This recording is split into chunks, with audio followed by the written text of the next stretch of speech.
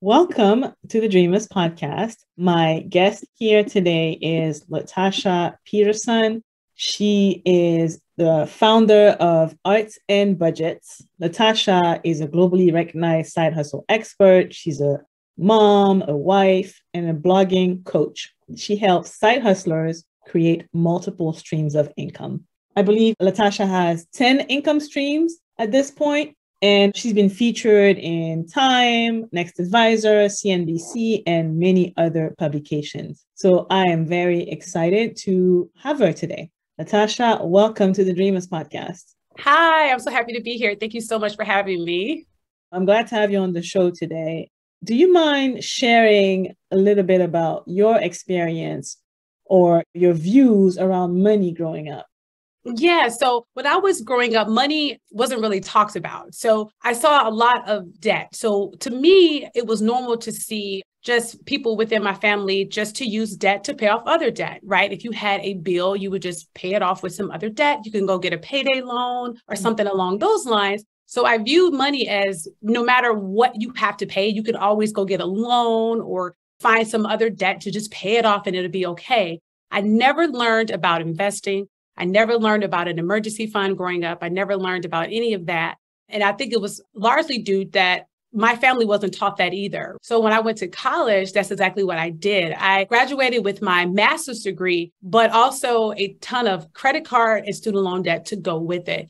So at that point, I was just like, wow, there's got to be a better way. This cannot be life. So growing up, I think I really just never learned about the fundamentals of financial literacy. I never learned about how to budget, how to set up a budget, how to start investing and what does that look like, how to save and things like that. So I was really just unaware with how important financial literacy really is at a young age and going into college. You share that you paid off over $30,000 worth of debt in how long? In about 13 months. 13 months. So what changed? Like what made you think, hey, I actually need to pay off this debt. I need to change my approach when it comes to money and personal finance and even think about building wealth? Yeah, so it kind of shifted for me. I had a credit card that I was constantly just transferring the balance to different credit cards. One day I told my husband, that's it. This is it. I am not transferring this balance anymore. I am done with that. I began to read personal finance blogs. I started to learn about how to budget, how to manage money. And I said, this is it.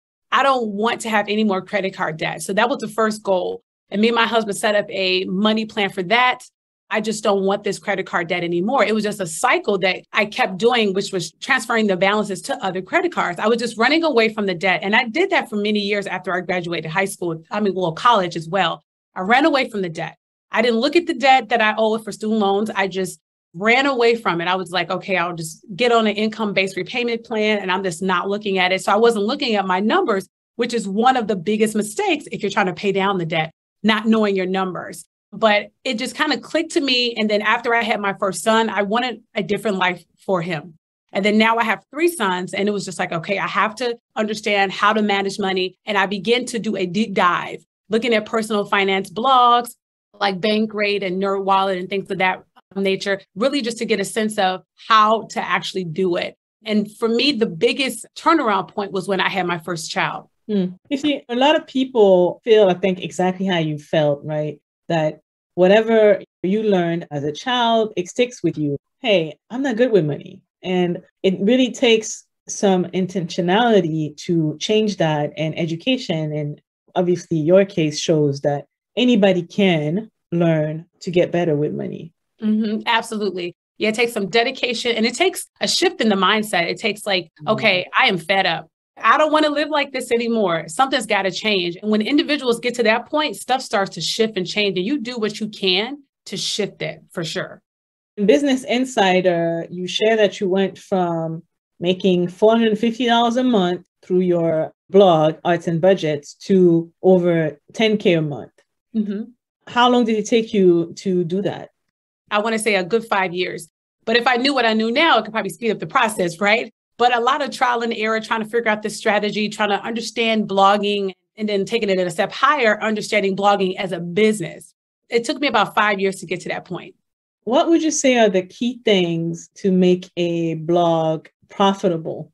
Absolutely. So I think one of the first things is making sure that you pick a niche that you're passionate about, but also a profitable niche if you want to monetize. So we're talking about, does this niche have a proven demand? Are people searching for this niche? Does it have a paying audience, right? So when I think of like a niche with a proven demand, I think of budgeting. If somebody wanted to just cover budgeting tips and things like that, there are a lot of people looking on how to budget, right? I was just talking about that. They need to learn how to budget and how to manage money. So if someone was going into the niche of, let's say, paying off debt and budgeting, that's a profitable niche because it has a paying audience. People are looking for budget planners. They're looking for budget books. They're looking for education to help them become better budgeters. So that's when I say, like, does it have a paying audience? Are people paying for products and services for this niche?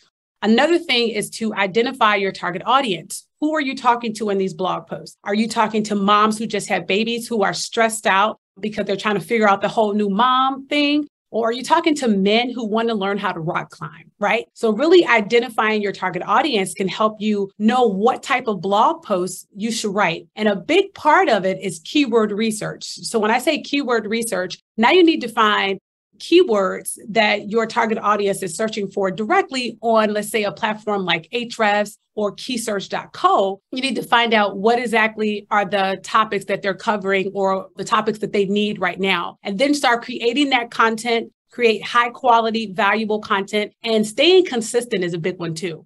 Got it.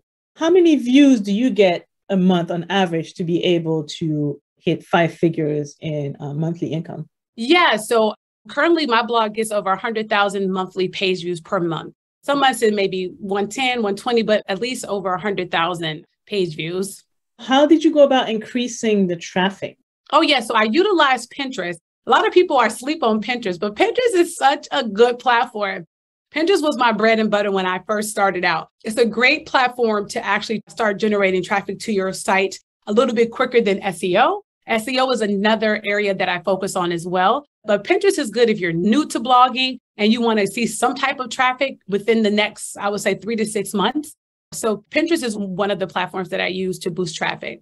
Before we hit record, you mentioned that you just had your highest revenue month, right? 20K in revenue. Yeah.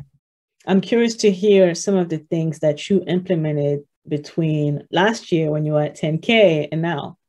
Yeah. So I started working with more brands on sponsored posts. And then last year, I didn't have the course until the end of the year. This year, I started working with the business coach with my course, Blog for Profit Academy, and my income started to increase working with her and joining her program as well. But I started to implement just more technique to the course on selling the course for Blog for Profit Academy. And it did really well this past weekend. Got it. So in Black Enterprise, you shared that you were on a mission to build $1 million business. Is it going to be through your blog or other avenues? Me and my husband do have additional avenues, but I do believe that the blog will hit 1 million. I'm just having faith for that. I'm believing God for that. We do want to open up other businesses as well. We also have like an entertainment blog called One Flow Entertainment as well. But the main focus for me is definitely arts and budgets. It's always good when people speak things into existence, right? Yes. So that a few years or even next year, we can go back and be like, hey, She actually said that on the Dreamers podcast. Yes, and it actually happened. Thank you, God. Yeah, right. So what are the key steps to turn a side hustle, because this started as a side hustle for you, into a successful business?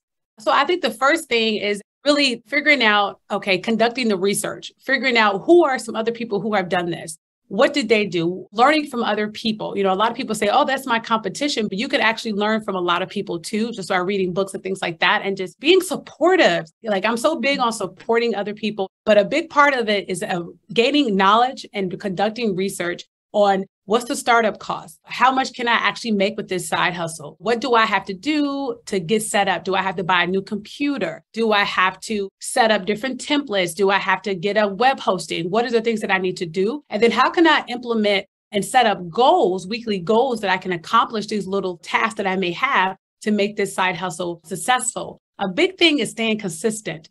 Now, even though when you start a side hustle, you may not see instant results, but if you stick with it and keep learning and keep tweaking and keep switching up what you need to switch up, something is going to open up, right? A lot of people give up and say, okay, I don't see the instant results. But if you could just stick with it, I didn't make any money the first year I was blogging, none at all. But I kept going. I kept pushing. I kept tweaking what I was doing, trying to figure out what's going to work, what's not going to work, who is my target audience. Now I know a little bit more about my target audience. Now I can start creating the right products and the right services. So I think a large part of it as well is staying consistent, even when you don't see the instant results. So you started with the blog and you've now built 9 additional streams of income. Do you mind sharing what those are? Yeah. So working with brands on sponsor posts, affiliate marketing, display ads, public speaking at events and like speaking at online events, one-on-one coaching. I have group coaching. I also had some physical products that I was selling that was like t-shirts and things like that with like that says debt freedom. And I choose the freedom, which is debt free, being debt free. Digital products, which is like my course, Blog for Profit Academy, and also my Side Hustle to Freedom ebook. It seems that most of them, at least, are somehow related to your blog, right? Yes. I think that's so important because we keep hearing you have to have multiple streams of income. You need to have at least 7 and all that stuff. And I think a lot of times people think that you need to go start 7 different businesses when really you can diversify within 1 business or 2 business. You don't have to try to start 7, 10 different businesses all at once. That's so true. Yep. That's it right there. Like figure out what you're already doing and try to monetize that because everybody has something that they are doing. What can you do to monetize that, right? If you're a great speaker and you're always speaking, maybe you can monetize that. Oh, and another income stream is freelance writing that I do. If you're a good writer, maybe you could pick up some freelance writing jobs, right? So it's always something that we can do. We all have a great skill set and many talents. So it's like figuring that out. Obviously, you teach people how to create profitable side hustles, right? What are some of the side hustles that don't require too much as far as like a monetary investment up front? Yes. So I would say freelance writing is a good one. It's a great one to get started with. Tutoring is a great one too, if individuals are looking to tutor in a subject that they have an expertise in. Also, virtual assistant, you can actually get started as a virtual assistant for low cost as well. Starting a blog. Blogging is more of a long-term game, though. You may not see the instant money right there, but it has great rewards, I believe. And it's also a low cost to start as well. Those are like some of the best ones that I feel like are worth, like can have a good return on investment and doesn't cost a lot of money up front to get started with it. You have 16 people that just joined your academy, right? Where you're teaching them how to make money or have a profitable side hustle. Let's say I'm one of those students. What's the best advice you could give me in terms of how to create additional streams of income? Oh, yeah. So I would say look into what you're already monetizing. The students that just joined Blog for Profit Academy, all are trying to figure out how can they monetize their blogs, right? So we're going over many different ways that you can monetize your blog without hurting your bank, right? You could get started with affiliate marketing basically for like no money, right? Joining like the affiliate marketing programs and just start promoting them on your blog. You can also start creating a digital product. And people are not aware of this, but you could tap into that. What is something that you could package into an ebook? What is something that you can package into an ebook that you can sell to your target audience? So in my course, I teach a lot about how can we pick up these multiple streams of income through this blog side hustle, and it doesn't hurt your bank, and that has the biggest return on investment. So as far as affiliate marketing is concerned, is there like a website where people can have access to different companies, or how do you go about it? Yes. So for affiliate marketing, I recommend sites such as ShareSale. Flex Offer is another one. Amazon Associates is another affiliate marketing program. And these are 3 of some of the bigger affiliate marketing programs. Also, CJ Affiliates is another one. And basically, you're going on these platforms and looking for products and services that fit with your niche and your brand. If you are a budgeting blogger, then you might become affiliate for budgeting apps, right? That you have used, that you would actually recommend. The biggest part about affiliate marketing is that you actually use these products before, and these are products that you would actually recommend to other people. Love it. So let's say I'm listening to you and I am ready to start making money as a side hustler. Can you give me 5 steps that I can take today to take action? Yes. So the first thing I would say is get a piece of paper or pull up a Google Doc, write down your skill sets and all of your talents. Okay. What are the things that people come to you for help for all the time? Okay. Then after that, what you're going to do is you're going to do some quick research with those skills and talents and your passions, right? And the things that people come to you for help for. We're going to find side hustles that align with those skills and talents. So we're going to do a quick Google search. And let's say you're a good writer. So you may say, okay, maybe that freelance writing side hustle is good. You're going to type in freelance writer and start getting like maybe the pay rate or where to find freelance writing jobs. And we're going to conduct research to see how much it's going to cost to start, what is needed to start, where to even look for freelance writing jobs. And we're going to dive in deep for that. And you want to get at least 5 different side hustles. From there, you can narrow down after you do your research and maybe look at 1 or 2. And then after that, once you find 1 or 2 that you're really interested in, start getting the stuff to prepare for the side hustle. Okay. So that's like the 3rd step. Start getting, like, if it's freelance writing, do you have to join different boards to actually put up that you are a freelance writer? Do you have a portfolio of your writing? Getting all of that together. So making sure everything is mapped out and you're set up correctly. And then after that, if you are, let's say, going into the freelance writer side hustle, maybe joining boards like ProBlogger, joining sites like Upwork and looking on freelancer.com, because people are constantly looking for freelance writers. And you can go in there and start pitching yourself as a freelance writer and having your portfolio and things like that, because you've already gotten everything together. So then it's time to hit the road and start doing an actual footwork, joining the boards for side hustlers such as freelancer.com and Upwork and Fiverr.com and things of that nature, and really seeing what's out there and then staying consistent with that. And then you can start making some money from your skills and talents. Now, that's what you call actionable items. So thank you for those. I always do rapid fire questions at the end too. Yes. So tell me, the first thing that comes to mind. What's a book that changed your perspective on life? Wow. Let me see here. I would have to say it was a book more so about marriage. It was called Finding the Hero in Your Husband. And I read that book to the beginning to the end, but it changed my whole perspective of how just to communicate and work as a team in a marriage. What's one life lesson you had to learn the hard way? Oh my God. Okay. Taking out student loan debt and learning that you need to learn about the different type of student loans that you're getting. You need to learn about interest. And to me, that was just a hard pill to swallow and a very expensive lesson to learn, but definitely taking out the student loan debt, but then learning about financial literacy from that, and then learning about student loans and what interest is and unsubsidized and subsidized loans, and learning about all that terms and everything was definitely a hard lesson to learn on the way. What's one thing about money you wish you could tell your younger self? This is a great question. I would say learn about financial literacy, learn about how to invest early, learn about how to save, learn about money management. It's going to save you so much time, and it's going to save you so much in the future if you learn this at 18, if you learn this at 17, 16, if you learn this now. Do you know where you can be at 40, at 30, at 25? Do you know where you can be if you start investing at 18? So I would definitely say that. I wish I could say that to my younger self. What's the best investment in yourself you've made so far? I would definitely say starting this blog, taking that $150 investment and starting this blog, because now I'm creating a financial dream life, not only for myself, but now I'm able to invest for my children along with my husband. We just set up investment accounts for our children. So now we're changing that. We want to leave generational wealth. So when my kids are 18 and they can look back and say, wow, we have this, but also giving them the knowledge that I didn't get.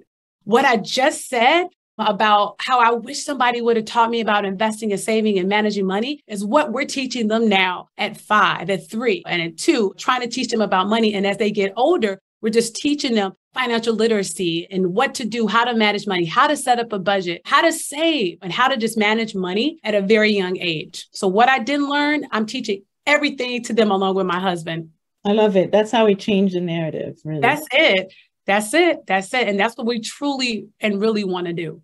Fill in the blank in 3 words or less. Money to me is... very important. That's a good one.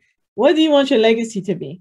I want my legacy to be great and kind. Latasha, thank you so much for coming on the show and dropping gems. Please tell the dreamers where they can find you if they want to learn more about you and all the things that you're doing. Absolutely. You can find me at artsandbudgets.com. You can also find me at Instagram /artsandbudgets. You can find me on Twitter as Arts and Budgets and also Facebook as Arts and Budgets too. All right. Thank you. Thank you so much. Have a great day. You too. Bye.